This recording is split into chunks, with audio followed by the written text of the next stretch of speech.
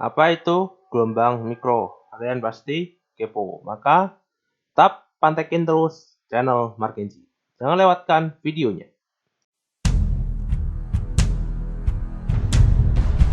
Assalamualaikum warahmatullahi wabarakatuh. Kembali lagi dengan Markenzi. Kita akan membahas tentang pendaluhan gelombang mikro. Ya, sebelumnya saya ucapkan terima kasih kepada dosen saya, Bapak Edi, karena telah memberikan materi untuk konten saya. Ya, sekalian saya buat videonya, jelasin sekalian. Nah, oke. Nah, di sini ada pendaluhan gelombang mikro kosongan.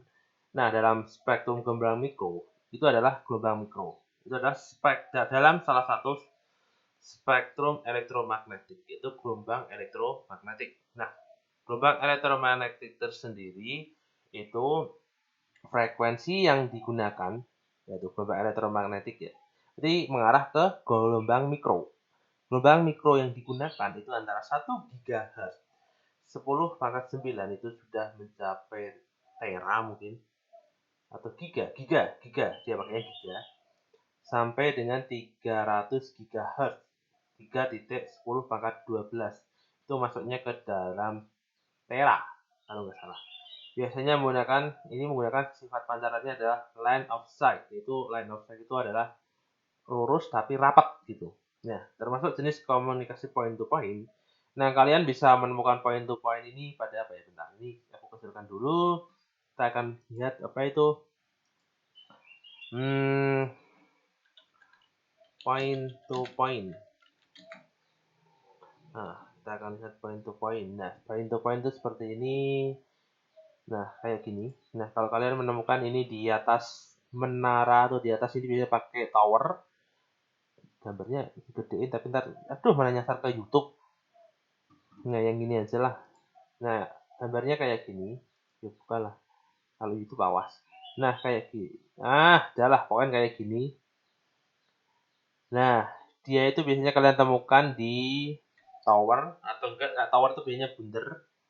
Kalau enggak ini ditemukan di atas-atas kayak rumah dinas atau apa, biasanya itu wifi apa itu wifi wireless, tapi kelemahannya ada kadang suka ngadat. Nah, setelah itu kembali lagi ke PPT, kita besarin lagi. Nah, di sini kita akan pasang antena. Oh, ini antena hub ini. Oh, antena tadi yang apa itu antara misalnya daerah 1 dan daerah A dan daerah B. Itu kan kalau pakai kabel, misalnya mau internetan jadi pakai kabel itu kan jauh, habis biaya banyak. Kalau bisa diakalin pakai antena pointing, tapi kelemahannya adalah ngadat. Saya pernah pakai sendiri soalnya, langsung praktek malahan. Nah, sistem komunikasi gelombang mikro diharapkan mentransmisikan sinyal tanpa putus dan tanpa interupsi. Tapi kadang dalam penerapannya kadang terpengaruh oleh angin dan juga hambatan atau hadangan. Nah, selanjutnya di sini adalah spektrum gelombang mikro. Nah, di sini ini nggak pakai yang ini gambarnya ya bagus sih.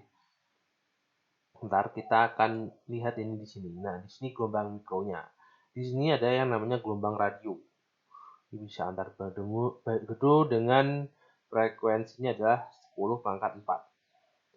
Manusia, di sini ada kupu-kupu, di sini ada ujung jarum, ini inframerah, tampak yang ditampak protozoa, ultraviolet, sinar X, sinar gamma. Nah, ultraviolet itu biasanya kita gunakan untuk ini, biasanya untuk warna. Kita bisa lihat warna itu di frekuensi 10⁻15. Kok segini sih? Enggak, ini ngarang ini. Yang ini aja lah, yang PPT aja lah. Nah, enggak ding, di warna itu 10⁻15 bener. Maafkan aku. Oke, kita kembali lagi di sini. 10⁻15 itu kita bisa lihat warna. Ini walaupun. Nah, kita akan bahas di sini inframerah itu untuk masak. Kita tampak itu yang bisa kita lihat kayak daun, kayak pelangi itu di sini 10⁻15 ini. Nah, di sini kita akan ultraviolet ya. Ultraviolet itu digunakan untuk mengamati apa itu mengetahui uangnya asli atau palsu yang bisa ditemukan sehari-hari. Nah, sinar X ini digunakan untuk kesehatan. Nah, sinar gamma digunakan untuk senjata perang. Ya bisa juga sih digunakan untuk membakar efek tenaga. Tapi kalau manusia terkena sinar gamma, dia akan menguap. Nah, sebenarnya ada satu gelombang lagi, tapi ini adalah versi yang jarang digunakan, adalah gelombang kosmit. Adalah salah satu gelombang terbesar kalau di di Marvel. Nah, kita kembali lagi di sini ke pembelajaran lagi lah. Nah, di sini kita akan lihat ini ada jalur frekuensinya, ada VLF. Digunakan untuk mengetahui letak atau biasanya digunakan untuk radar. Nah, LF digunakan untuk komunikasi antar BTS atau base station. Base apa? Pokoknya antar tower kalau kalian tahu. Nah, di sini ada radio. Radio itu pakainya FF dan HF.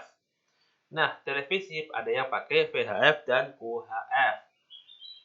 Nah, karena selanjutnya kita akan lihat SHF digunakan untuk antar satelit dan EHF untuk stasiun satelit di bumi.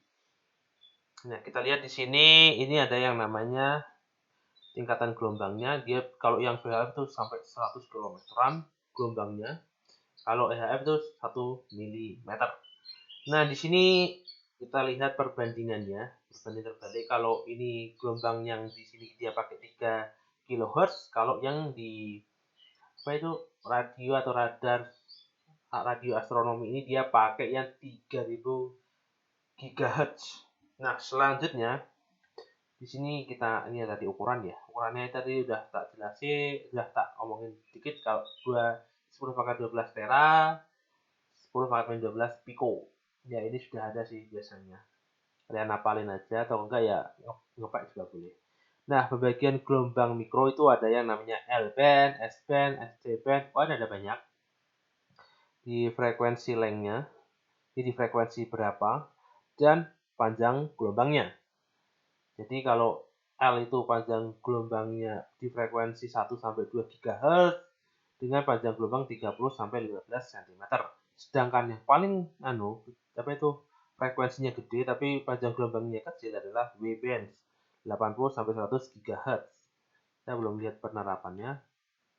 Nah, ini dia tadi adalah gelombang yang digunakan. Ini adalah LSTX yang tadi di sana radar band. Nah, frekuensi pada rumah tangga yang sering kita gunakan adalah AM radio itu antara 500-an sampai 1600-an kHz.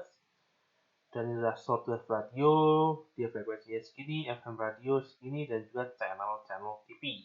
Channel TV gitu, micro open 2,5 GHz. Nah, ciri-ciri gelombang mikro tidak membutuhkan medium dalam perambatannya. Jadi, dia dapat bergerak biasanya dia bisa bergerak di ruang hampa, di luar angkasa. Merambat, tapi nggak tahu. Tanpa medium dia katakan itu berarti tanpa udara juga bisa. Nah, merambat menurut garis lurus, tidak menyimpang dalam medan magnet dan medan listrik. Merambat ke skala dengan kecepatan yang sama. Nah, merupakan gelombang transversal karena simpangannya tegak lurus arah perambatannya. Nah, mengalami pemantulan. Gelombang ini juga bisa dipantulkan, misalnya dipantulkan gedung, mengalami pembiasan, biasanya juga pembiasan oleh misalnya dia kena air atau perpaduan. Ini karena dua gelombangnya mantul, kita terjadi perpaduan. Nah, mengalami lenturan, difraksi, dan mengalami pengkutupan polarisasi, yaitu tarik magnet ya.